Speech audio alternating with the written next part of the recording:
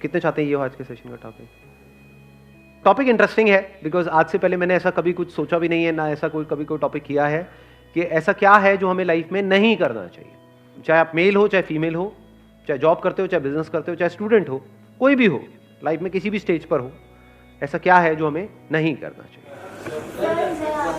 हाँ, इनसे स्टार्ट करते हैं। सर, मेरे हिसाब से किसी भी काम को, किसी भी बात को, किसी भी चीज़ को नहीं बोलना चाहिए, क्योंकि मैंने पर्सनल एक्सपीरियंस किया है, अगर हम पहले ही किसी काम को नहीं बोल देते हैं ना, तो वो कभी सक्सेस होता ही नहीं है। और जितना भी आपके पास कॉन्फिडेंस हो, आप उस चीज़ को कभी भी कर ही नहीं सकते।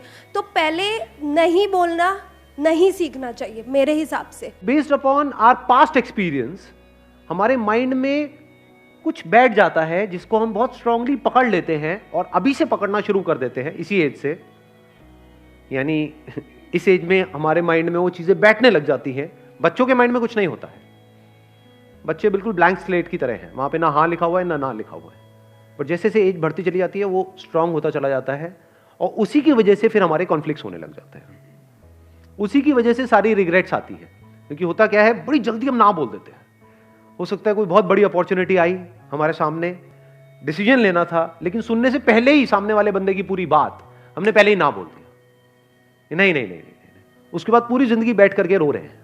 अपने घर में आपने ये चीज़ों को ऑब्जर्व किया होगा, अपने दादा को, नाना को कभी ये डायलॉग कहते हुए सुना है कि उस टाइम पे मेरे को मौका मिला था, अगर मैंने वो कर लिया होता तो आज मैं पता नहीं कहाँ होता, उस टाइम पे ये घर ना लेके वो कोने वाला घर ले लिया होता तो मैं पता नहीं कहाँ होता।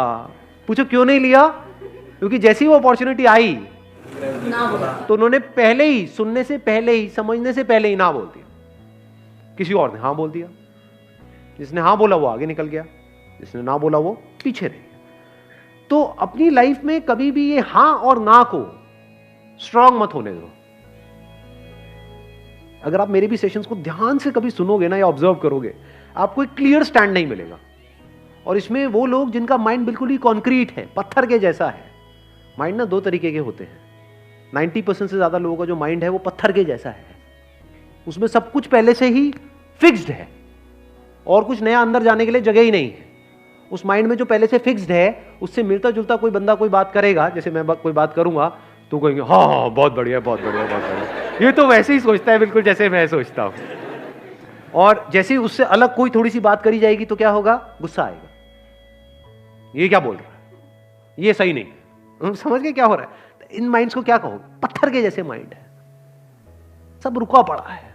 दूसरे तरह का माइंड कौन सा होता है? जो एक नदी की तरह बह रहा है। जब तेजी से बहता है तो वहां पे कुछ भी पकड़ने के लिए नहीं है, आप कोई भी साइड नहीं ले सकते। और जैसे ही आप साइड नहीं लोगे तो लोगों को प्रॉब्लम होगी जिनका माइंड कॉन्क्रीट है। वो कहेंगे अच्छा आपने अपने इस सेशन में तो ये बोला था, इस सेशन में ये बोल रहे हो, तो क्या ये सही है या ये सही है? ये आती है प्रॉब्लम कई बार या नहीं आती है? तो भाई वो भी सही है, वो भी सही है, स्टैंड पॉइंट्स अलग अलग है। इस एंगल से देखोगे तो ये सही है, इस एंगल से देखोगे तो ये ही गलत है। सिक्के के एक तरफ से देखोगे, अगर लाइट इस तरफ से आ रही है तो उजाला है, सिक्के पर उजाला है। इधर से देखोगे तो क्या है? सिक्के पर अंधेरा है। तो अब आप कहोगे भैया क्लियर बात क्यों नहीं करते? सिक्के पर उजाला है या सिक्के पर अंधेरा है? सिक्का हेड है या सिक्का टेल है? क्लियर बोलो ना। ये दो बातें क्या करते हो? सिक्का हेड भी है टेल भी है, ऐसा कैसे हो सकता है? समझे? तो हो सकता है पास्ट में आपको किसी बंदे के साथ में कोई खराब एक्सपीरियंस हुआ, तो फ्यूचर में जिससे भी आप मिलने वाले हो सकता है वो भी गड़बड़ हो सकता है ना हो। Let me find out. तो फिर क्या होगा? जैसे आप बोलते हो लेट मी फाइंड आउट, आप धीरे धीरे आगे बढ़ने लग जाते हो। आप एकदम से ना बोलते हो, ना जल्दीबाजी में हां बोलते हो, और ये बड़ी कमाल की स्टेट होती है। Let me explore, let me find out. अब आपके अंदर पेशेंस आ गया है। लोगों के अंदर पेशेंस ही नहीं है, बड़ी जल्दी तैयार बैठे पड़े हैं अपना जजमेंट पास करने के लिए। कहीं भी जरा सा कुछ हो जाता है, बड़ी जल्दी जजमेंट पास नहीं करते हो। इसने बहुत गलत किया, आपको पता भी है उसने क्या किया है, क्यों किया है, आपको पता भी है उसने किया भी है या नहीं किया है। नहीं, बस जजमेंट हमारा तैयार है। ऐसे ही जैसे हम दुनिया को जज कर रहे होते हैं, ऐसे ही अपने घर में और लोगों को जज कर रहे होते हैं, ऐसे ही खुद को जज कर रहे होते हैं। करते हैं नहीं करते? तो यस और नो क्या है? जजमेंट है। तो जजमेंट को जल्दी पास मत करो, आराम से करो। और इतना भी आराम से मत करो जैसे इंडिया में कोर्ट में होता है। कि 20 साल लग रहे हैं एक जजमेंट को पास करने में। 20 साल नहीं लगने चाहिए, ना 20 सेकंड लगने चाहिए। बीच का टाइम कहीं पे ठीक है, थोड़ा सा 2-4 दिन, 5 दिन, 20 दिन। बहुत बड़ा डिसीजन है तो 2 महीने। बड़ा डिसीजन मतलब क्या? शादी का डिसीजन बड़ा डिसीजन है, करियर का डिसीजन बड़ा डिसीजन है। तो वहां पे अगर 20-25 दिन, महीना भी लग जाए, दैट इज ओके। तो ये हमको एक आंसर मिला लाइफ में क्या नहीं करना चाहिए।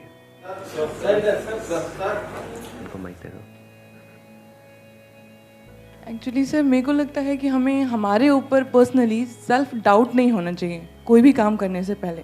अगर हमने अपने आप पे डाउट करना शुरू कर दिया, फिर हम कुछ भी करेंगे, लाइक अगर मैं यहाँ स्टैंड करूँगी फिर मेरे को लगेगा मैं खड़ी हो रही, मैं कहीं गिर तो नहीं जाऊँगी। तो मुझे लग रहा है कि वो डाउट नहीं करना चाहिए अपने आप पे। हमें अपने ऊपर डाउट होने लग जाता है कि मैं ये कर भी पाऊंगा या नहीं कर पाऊंगा। तो अब ये बड़ा अच्छा पॉइंट है, ये खत्म कैसे हो? ये जो सेल्फ डाउट है ये एक बहुत बड़ी प्रॉब्लम है, क्योंकि अगर आपको अपने ऊपर ज़रूरत से ज़्यादा डाउट होने लग जाए, मैं इसको बोल सकता हूँ excess of everything is bad. Doubt हमारे माइंड में इस तरीके से आ रहा है कि मैं ये काम करूँ या ना करूँ, ठीक है होना चाहिए। मैं इस बंदे पे ट्रस्ट करूँ या ना करूँ, होना चाहिए। कोई बंदा आकर के बोल रहा है कि हाँ मेरे को पैसा दे दे, 1 साल में तेरा डबल करवा दूंगा, तो वहाँ पर डाउट होना चाहिए कि ये बंदा फ्रॉड है।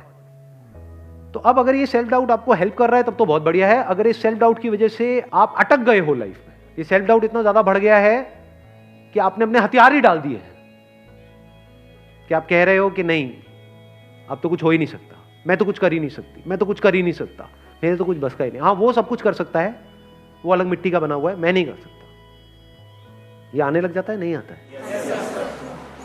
इससे कैसे बचे?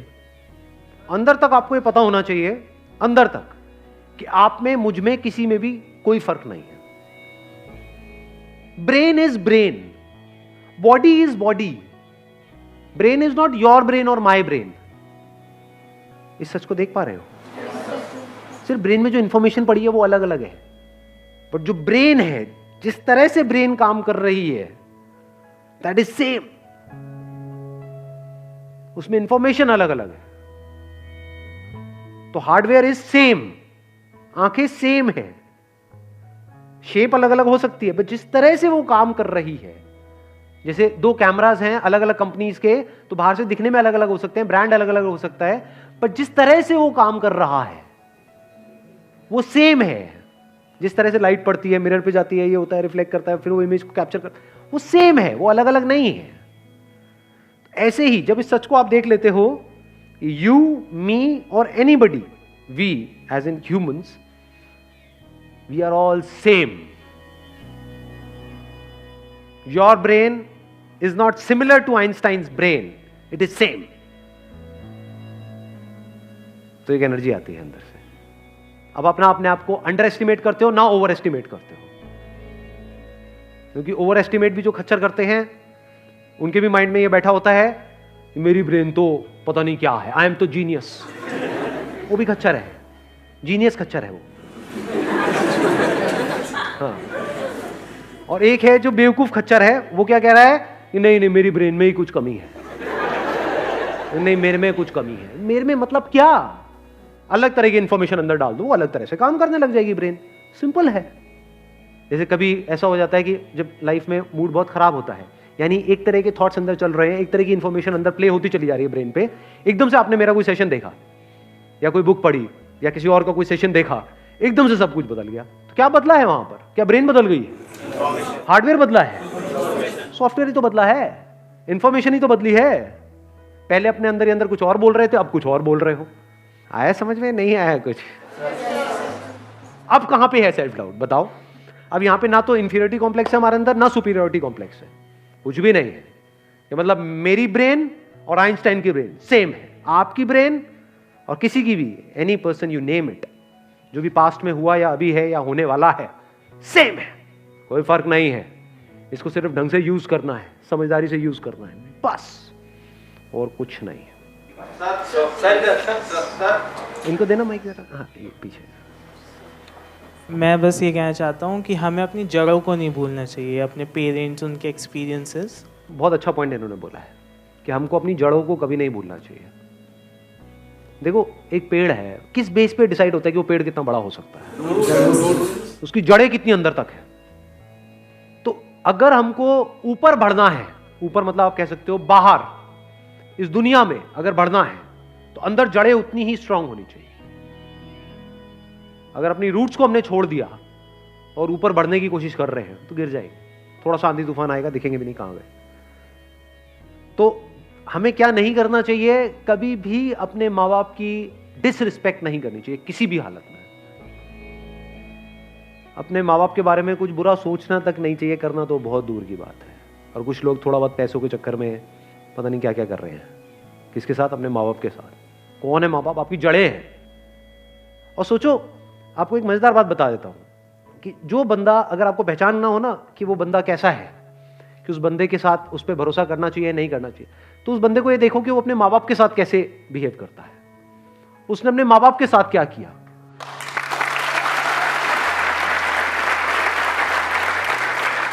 क्योंकि जो बंदा अपने माँ बाप का सगा नहीं हुआ, अपने भाई बहन का सगा नहीं हुआ, वो किसका सगा होगा? उस पर क्या भरोसा करोगे? वक्त आने पे वो आपको भी काटेगा। जिसने अपनी जड़ें काट दी, उसके लिए और दूसरा पेड़ कहां मैटर करता है? आप तो दूसरे हो ना। जिसने अपने को नहीं छोड़ा वो आपको क्या छोड़ेगा? तो इसको हमेशा याद रखना है। हैविंग सेड दैट, इसका मतलब ये नहीं है कि आप उनकी हर बात से एग्री करो। नहीं, ओपिनियन अलग अलग हो सकते हैं। डिसीजंस के बेस पे लड़ाई हो सकती है कि मेरा डिसीजन ये है, आपका डिसीजन ये है, मैं ये चाहता हूं, आप ये चाहते हो, उसमें लड़ाई हो सकती है और वहां पे करनी भी चाहिए। ये नहीं कि जो वो कह रहे हैं हर बात पे हम एग्री कर जाए, ऐसा नहीं होना चाहिए। फिर तो आपकी अपनी आइडेंटिटी ही क्या रही? कुछ भी नहीं है। वो बोलते रहेंगे, आप करते रहोगे। तो रिस्पेक्ट अलग चीज है और डिफरेंस ऑफ ओपिनियन अलग चीज है। तो इसको मिक्स मत करना, बिकॉज मेरे को पता है मेरी ये बात सुनते ही लोग क्या बोलेंगे कि हाँ मेरे माँ बाप, अब आप जो कहोगे मैं वही करूँगा। वो कहेंगे बढ़िया है, यही तो हमें चाहिए था, ऐसे ही तो चाहिए हमें कि बेटा चल अब तुझे ये करना है, तुझे ये करना है, तुझे ये करना है, इतने बजे उठना है, इतने बजे सोना है, इतने बजे यहाँ जाना है, वहाँ जाना है, ये होगा वो होगा, ये सारा कुछ। तुमसे लड़ लो, जहाँ पे अपनापन होता है वहीं पे लड़ाई होती है। अनजान से कौन लड़ता है कभी यहाँ पे अनजान में आपस में अभी कोई लड़ाई हुई है आकर के? तू मुझे पसंद नहीं है, भाड़ किया किसी ने ऐसा आपस में? हाँ, नहीं किया। क्यों नहीं किया? क्योंकि अनजान है। क्या अपने अपने घर चले जाना है सबको इस सेशन के बाद में? किससे किसको क्या लेना देना है? अपनों से ही तो लड़ाई होती है, अपनी बीवी से, अपने पति से, अपने माँ बाप से। तो लड़ो, लड़ने में कोई बुराई नहीं है। अपनेपन से लड़ो, ऐसे लड़ो कि भाई लड़ेंगे, मरेंगे, कटेंगे, जो मर्जी करेंगे, अलग नहीं हो, रहेंगे साथ में।